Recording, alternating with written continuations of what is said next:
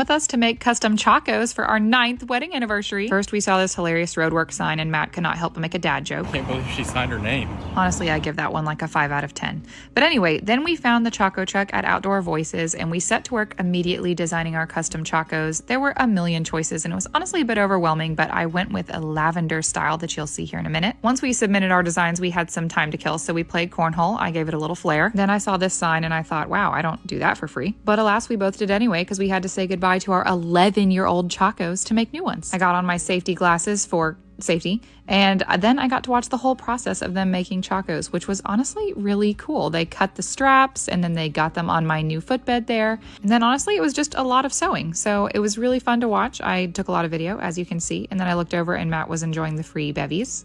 Here they are, almost done. We are in the last stages of the process here. I was honestly amazed that chacos, which literally last a lifetime for some people, only take like 10 minutes to make. At this point, I was just so excited about how the colors were coming together, and then it was time for them to just run those straps through the footbed. And here we are, coming to the close here, the last stitches on my beautiful new chacos. And then it was time to say goodbye to my 11-year-old chacos because they were doing free repairs out of the Choco Truck. So I got to pick some new straps for those, and then I said bye-bye. But then Matt came out. He was very excited about his new pair of chacos. He went with a very particular theme for his, so bonus points if you can guess that. Then we headed on home in our new chacos.